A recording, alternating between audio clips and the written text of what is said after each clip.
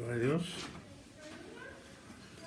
Y damos gracias a Dios esta tarde por la oportunidad que nos permite. Aquí está para el hermano que acaba de entrar.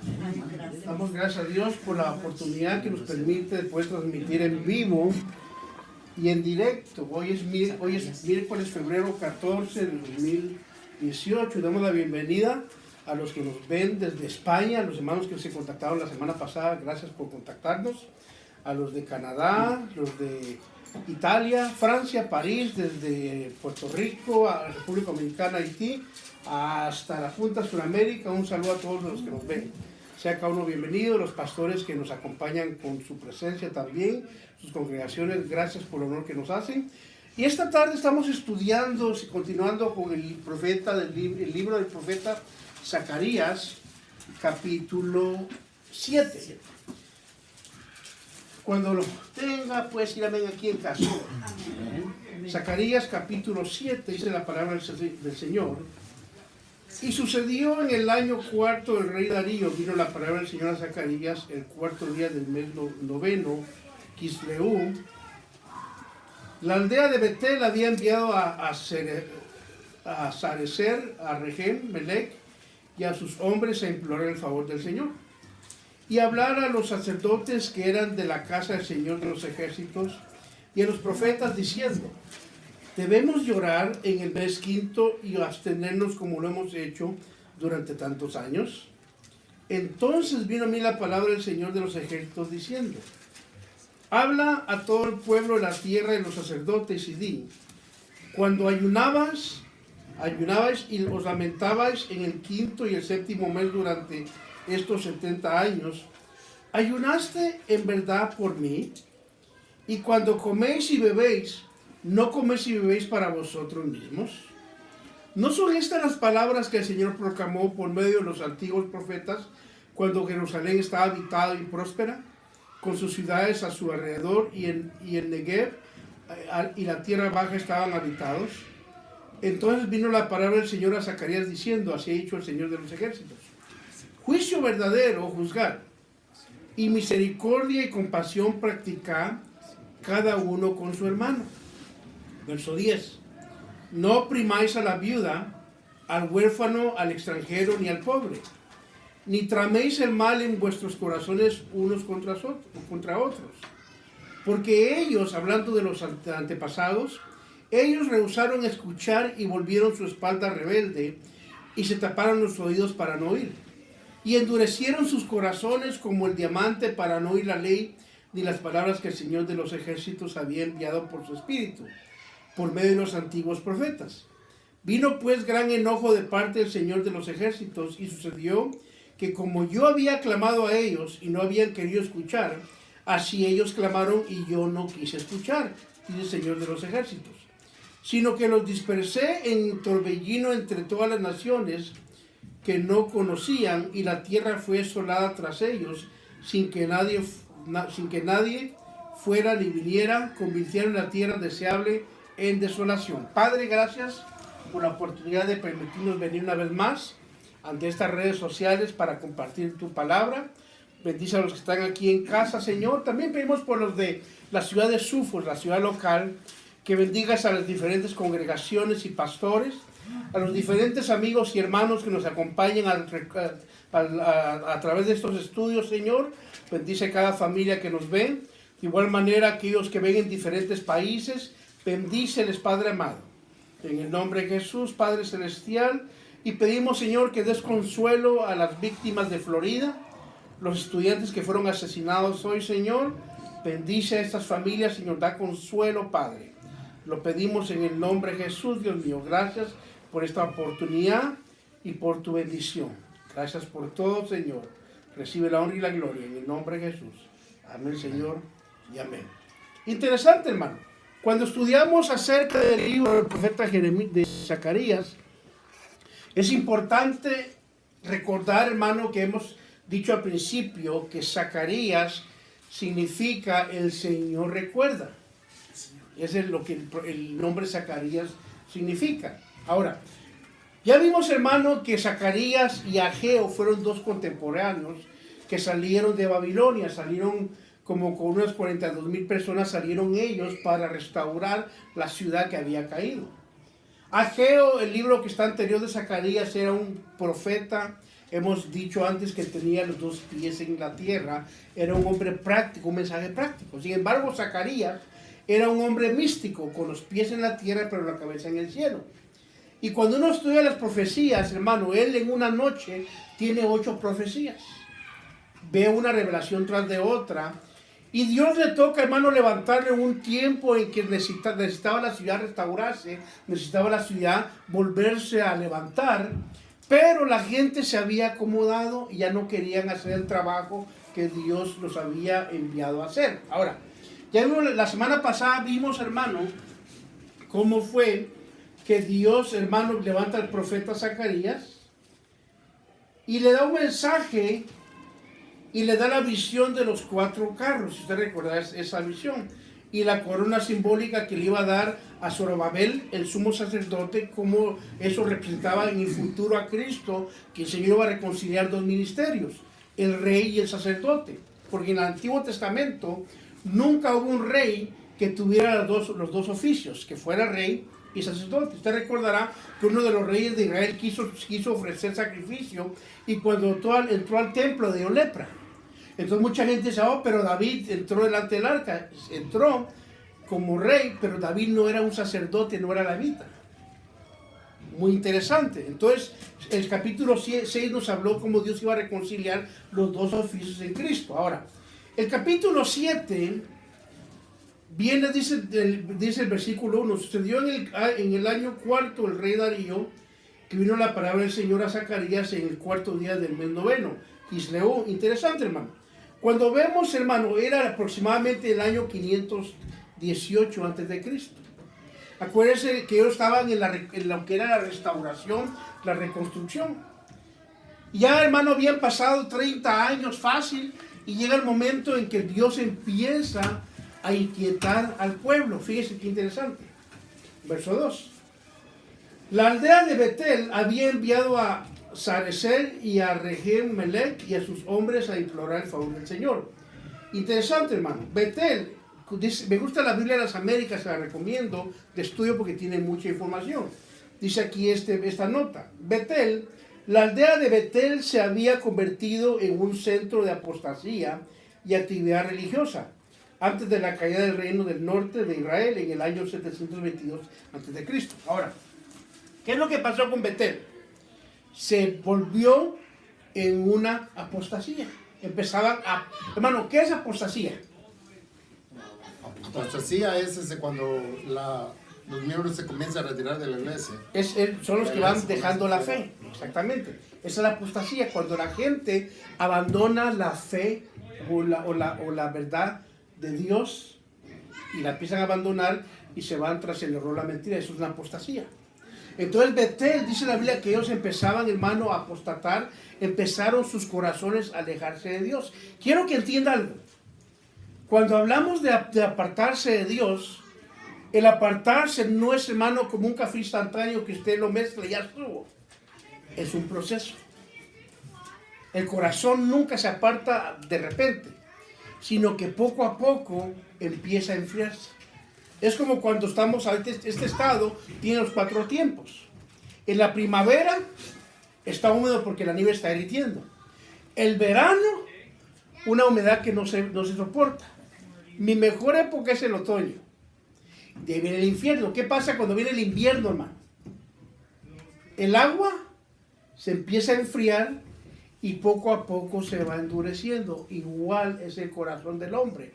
Cuando uno empieza a alejarse en el corazón, la gente dice, fulano cayó. No, tenía rato hasta caído.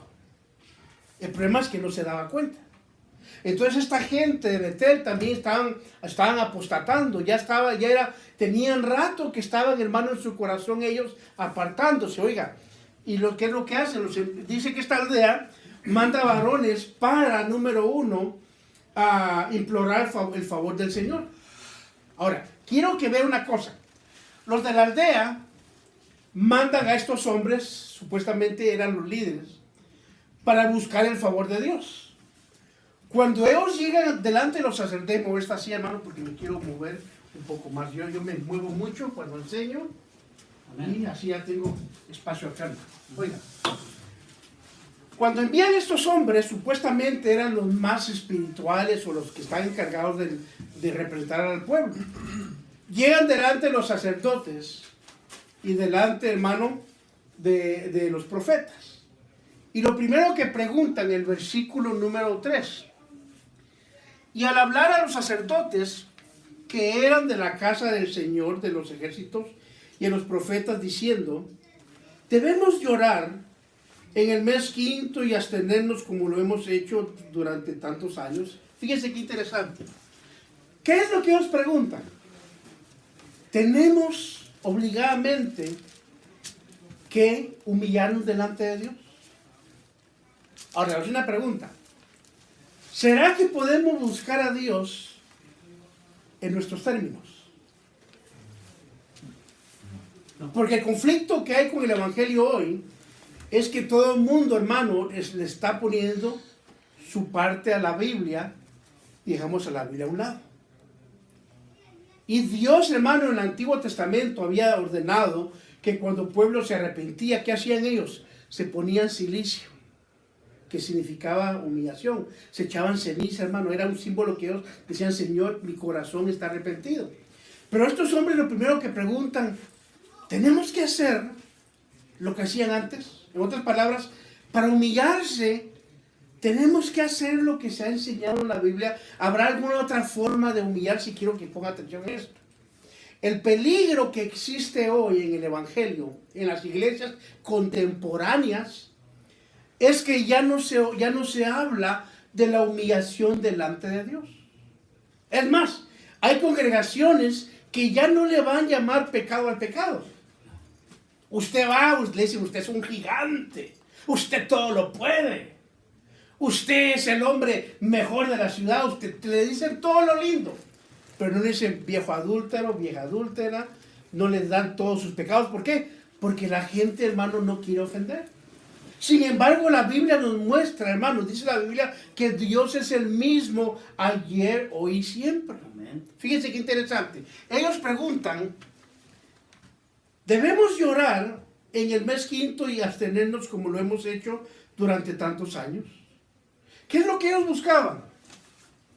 Buscar a Dios en su propia forma. Qué interesante. Yo me admiro cuando veo, hermano, congregaciones donde lo único que hacen es danzar. Y está la cosa que revienta y brincan y saltan. Dale. Remolineando. Pero cítenlos, mire, cítenlos a un ayuno y oración. ¿Llega la gente? Casi no, ¿por qué? No. Porque la gente no quiere doblegar el ego, no queremos doblegar nuestro ego. Pero fíjense, sigamos adelante. Verso 4. Entonces vino a mí palabra del Señor de los ejércitos diciendo, oiga, hermano, qué interesante. Habla a todo el pueblo de la tierra de los sacerdotes y a los sacerdotes. Y di, fíjese, hermano, oiga, eso está como dicen en Guatemala, quítate de ahí, pues fíjese.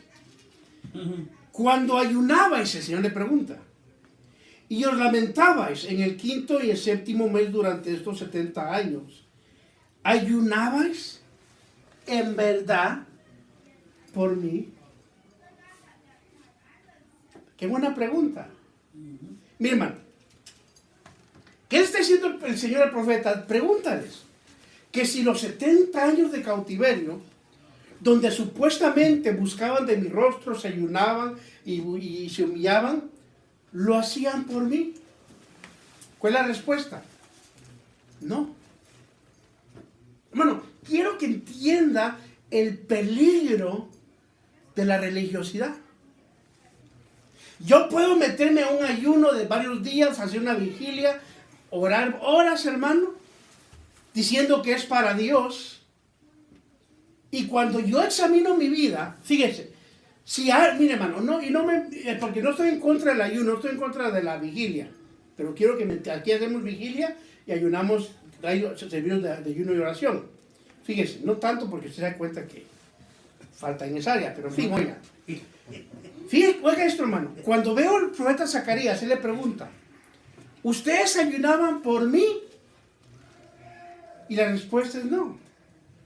Le decía yo que el peligro que podemos caer en las iglesias es pensar que se va a hacer un servicio de ayuno y todo el mundo llega. Están, hermanos, no comen o buscando a Dios. Y fíjense que es lo interesante.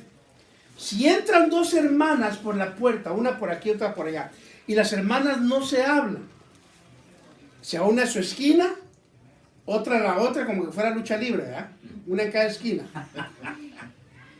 Pasa el servicio del ayuno, pasa el tiempo de la oración, de la humillación, del clamor. Cuando termina el ayuno, la hermana que no le hablaba a la otra, vuelven a salir cada una por su misma puerta sin hablarse. Ahora le voy a preguntar, ¿fue ese ayuno para Dios? No. ¿Qué hicieron? ¿Aguantaron hambre? No. Porque si hubiera sido para Dios el ayuno, hubiera dicho, ¿sabes qué, hermanita? Como dijo Jesús, cuando estéis delante del altar para presentar tu sacrificio y te recuerdes que tu hermano tiene algo contra ti, no presentes el sacrificio, la ofrenda, déjala. Primero, ¿qué tiene que hacer? Ve y pedir perdón. Ve y ponte a cuenta. Cuando ya te pusiste a cuenta, ahora sí, preséntame lo que traías. ¿Por qué digo eso? Porque habemos muchos en la iglesia, hermano, que oramos, vigilamos, ayunamos. Sin embargo, en nuestro corazón no hemos perdonado.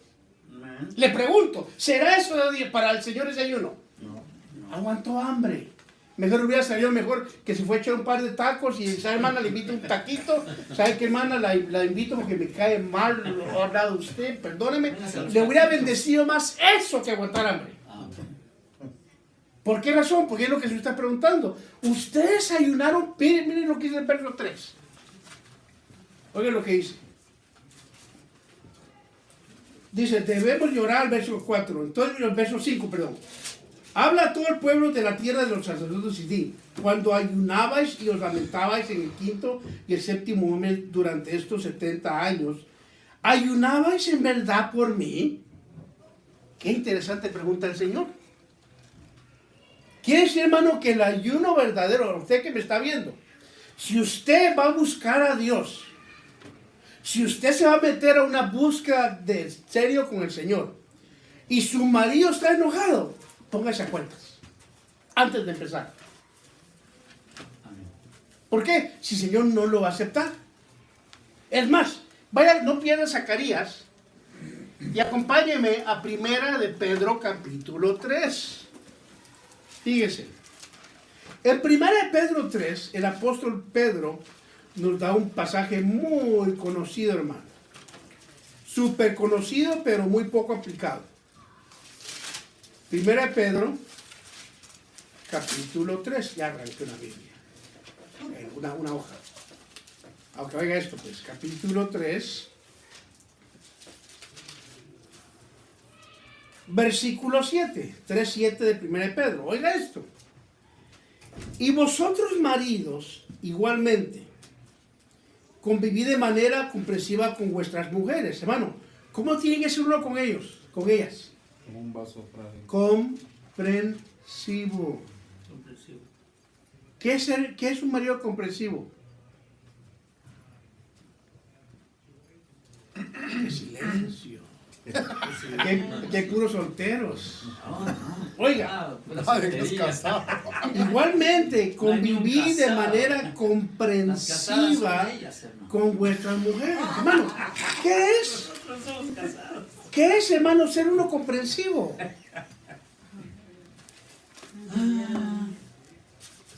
Mire, la pregunta es amplia.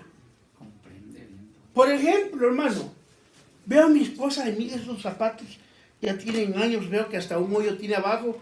Cuando pisas, sabes si el chicle es de fresa o de chocolate. ¿Por qué? Ahí está el hoyo. ¿Sabes qué, mamita? Te va a comprar un par de zapatos. Ahí la lleva, es comprensivo. Ah, no, mi amor, estás cansada, mira, tanto traste sucio, que no. vete a acostar, cariño, yo voy a limpiar la casa. Así soy. Amén. Eso es ser Así un marido soy comprensivo. Amén. Está en algo. Y alguien dirá, usted no lo hace. Sí lo hago, los hermanos me han visto. No lo hago por mandilón. No, Lo hago No, porque la amo a ella. tampoco. Sí. Necesito verlo yo. Oiga, qué interesante. Oiga esto. Gaby, dale, traste. Dice, vivir de manera comprensiva con las mujeres. Oiga. Fíjese lo que sigue siendo. Oiga esto, pues. A ver. Ay, no se oyó, dice el Ahí pastor. no. Igualmente, fíjese, convivir de manera comprensiva con vuestras mujeres. Como con un vaso más frágil. Fíjese qué interesante. Puesto que es mujer. Ahora, oiga lo que dice.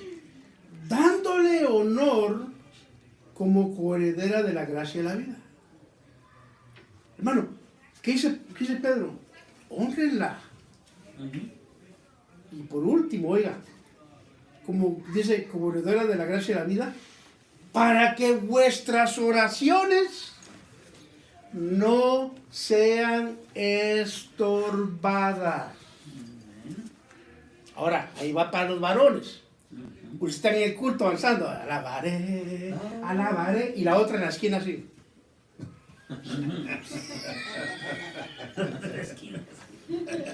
¿Qué es lo que dice? Sin vergüenza aquí como danza en la casa las gritadas que me pegan. Ahora, ¿usted cree que el Señor recibió ese aeróbico cristiano? No.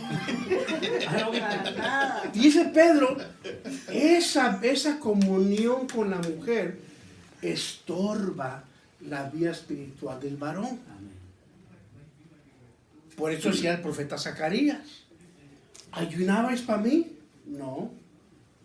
Entonces, ¿qué es lo importante? Le repito, si usted va a buscar al Señor, va a meter a buscar al Señor, y él tiene un problema con una persona, arréglelo. Arreglémoslo. Me pongo el saco. ¿Por qué? Porque eso nos va a estorbar en la búsqueda espiritual, y es lo que el Señor nos ha dicho en Zacarías. Regresemos a Zacarías. Oiga esto. Verso 6. Y cuando coméis y bebéis, no coméis y bebéis para vosotros mismos. Interesante. Verso 7. ¿No son estas las palabras que el Señor proclamó por medio de los antiguos profetas cuando Jerusalén estaba habitada y próspera, con sus ciudades en alrededor y el Negev, en la tierra baja, estaban habitados? Fíjense qué interesante. ¿Qué está diciendo el Señor? ¿Acaso no se acuerdan que antes que viniera la instrucción fueron las palabras que usé? Ahora, ¿a cuántos Dios por el Facebook y aquí, empezando conmigo, y como no soy envidioso, se lo comparto a ustedes? ¿A cuántos ya nos está diciendo, arregla tu vida? Amén. Arregla tu hogar, tu matrimonio, tu relación. ¿Por qué razón?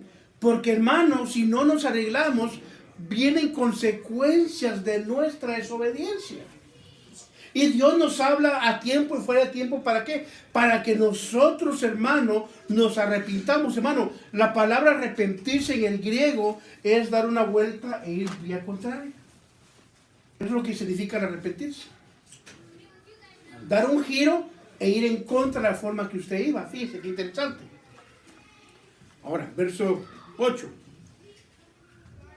Entonces vino la palabra del Señor a Zacarías diciendo, así ha dicho el Señor de los ejércitos, juicio verdadero juzgad, y misericordia y compasión practicad cada uno con su hermano. Ahora, ¿qué significa eso? ¿Qué es tener juzgar un juicio verdadero? Ahora, el problema que hay, hermano, cuando no hay una justicia en un juicio, fíjese, yo aprendí una cosa, no juzgar por lo que un hermano me cuenta a mí, para los hermanos que me ven en Facebook y YouTube. Y los hermanos que están aquí son testigos. A mí casi nunca me cuentan chismes o problemas. ¿Por qué no, hermanos? ¿Por qué los pone? ¿Sabe qué hago yo? Si me dicen, ¿sabe, hermano José tal cosa? ¿En serio? Sí, hermano, que no te creo. Hermano, por favor, llamen al hermano José. Y el otro ahí o la otra. Afligido. Hermanita, repítamelo, aquí está él. Ay, no fue la hermana. Llamen a esa hermana también. Bueno, hermano, y los hermanos saben, yo nunca, hermanos, yo nunca digo, ahí escuché, yo digo, fulano de tal dijo.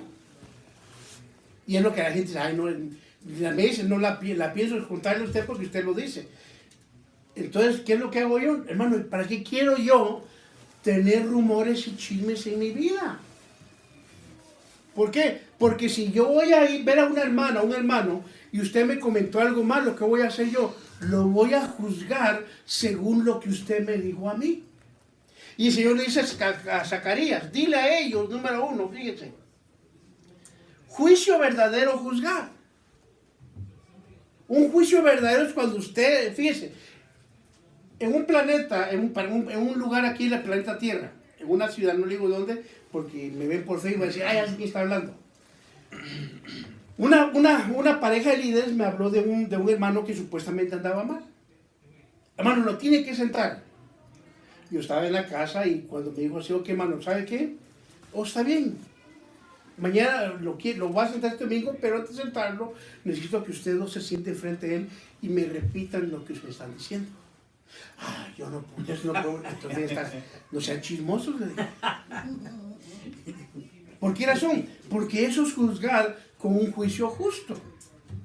Hermano, ministro que me ve, no podemos juzgar a las ovejas por el rumor de un hermano o de una hermana. Y es lo que dice la Biblia, juzguemos con un juicio justo. Lo peor que yo puedo hacer como pastor es prestarle atención al rebaño y empezar a ver a la gente según lo que la gente dice. No puedo. Es más, cuando yo llegué aquí, ¿sabía usted, hermano, que a mí me querían decir que tenía que predicar? Me daban papeles, predique tal cosa, predique acá. ¿Cuántos mensajes de Dios quiere que predique? Ni uno. Porque yo sabía que esa persona lo que quería eran pedradas para la otra. Y dije, no, yo voy a dar la palabra si la palabra le cae, amén. Pero, ¿me entiende? No indirectas del púlpito. Segunda regla, hermano. Uno como ministro tiene que tener una ética. Yo he tenido gente que me ha hablado mal de mí, lo he tenido enfrente, usted ha sido un testigo, enfrente de la primera fila. ¿Cuándo le he tirado en directa?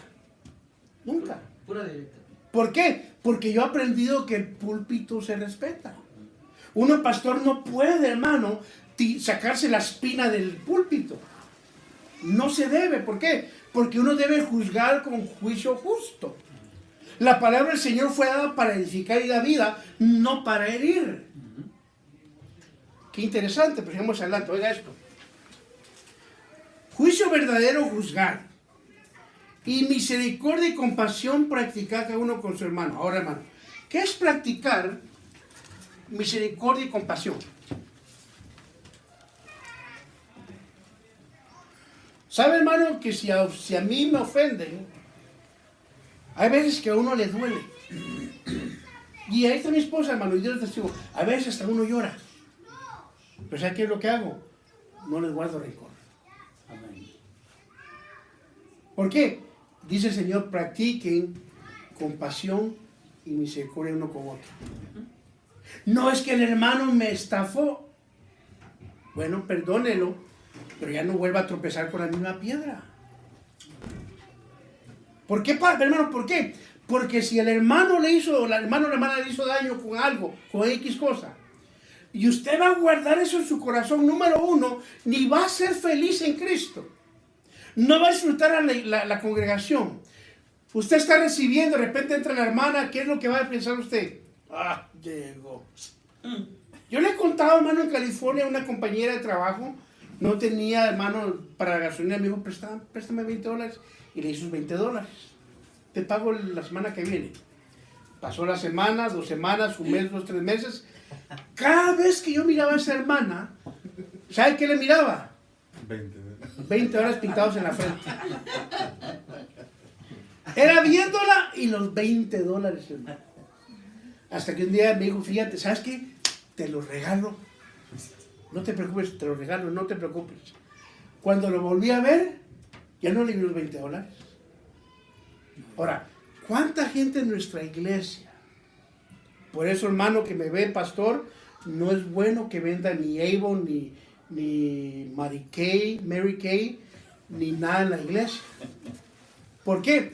Porque cuando la hermana fulana que hizo un pedido no paga, está la otra, empieza, ¡ay, hija mía, dice el Señor, págale, Avon, que debes! Según profecía. Oiga, hermano, ¿por qué? Porque ahora ya no se preocupa de la presencia de Dios, sino que la hermana le pague. Amén. Y esos son problemas que tenemos en nuestras congregaciones, que hay que educar al pueblo. Hermano, no conviene vender en la congregación. ¿Por qué? Porque se rompe esa armonía en Dios y ahora usted está pensando, ve a la hermana o al hermano y le dice, hermano, Dios me lo bendiga. Bendiciones. ¿Y cuándo se va? ¿Me entiende? Pues eso dice el Señor a Zacarías. Y misericordia y compasión practica cada uno con su hermano. Verso 10.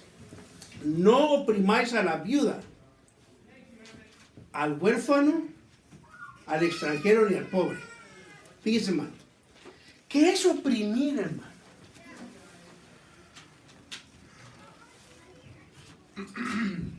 Ahora, ahí es donde le caigo mal a todo el mundo. Yo como ministro debo entender que dentro de la iglesia hay diferentes niveles de economía. Y si yo sé que una hermana está pasando problemas, nuestro deber como iglesia, ¿qué es? Ayudar.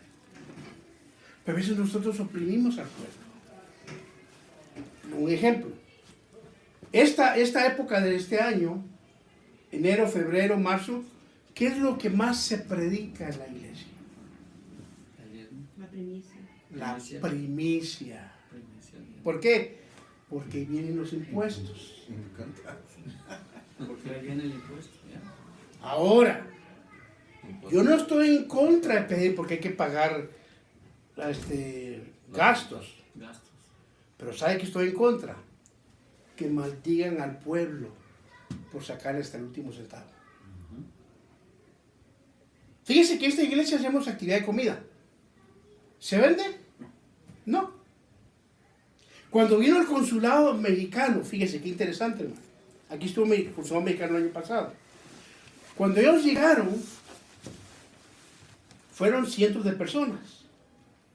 ¿Qué hicimos con los hermanos líderes de la iglesia? Hermanos, ¿sabe qué? Compremos tanto. ¿Se va a vender? No, se va a donar.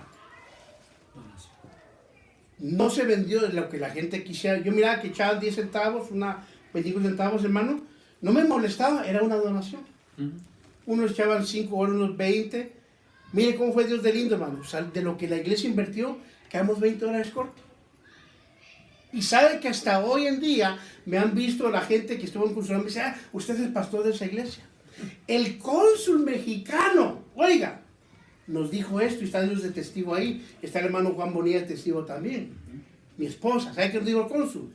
Es la primera iglesia donde vi que no se vendía comida. ¿Por qué? Porque hemos aprendido que la iglesia es todo por amor. Le sacan el diezmo, le sacan la primicia, le venden comida en la iglesia, hermano. Oiga, ¿qué pasó? No, eso es oprimir a la viuda. Al huérfano, mire, hay familias que son 8, 10, 3, 4, 5 y no les sale más barato ir a McDonald's.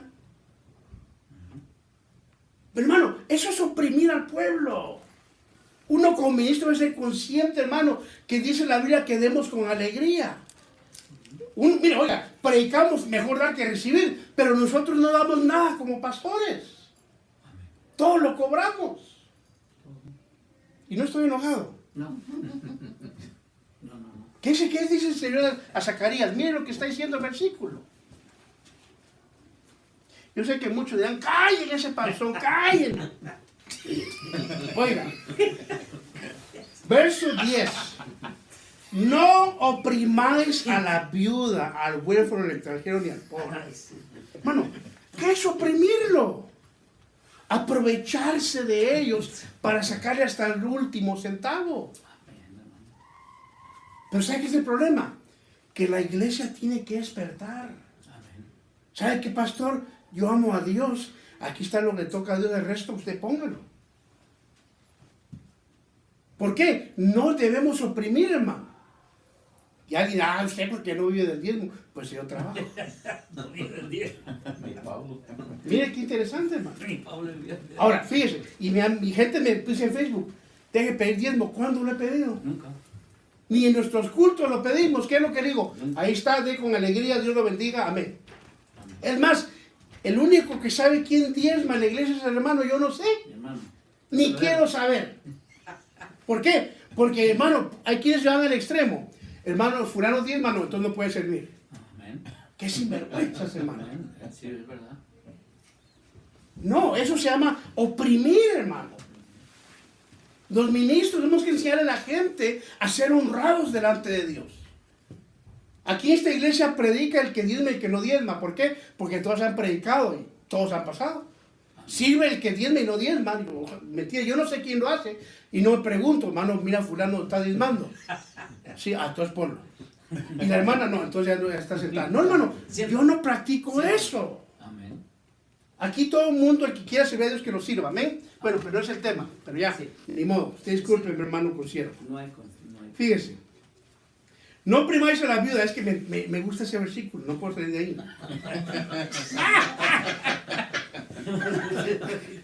No oprimáis a la viuda, al huérfano, al extranjero, ni al pobre.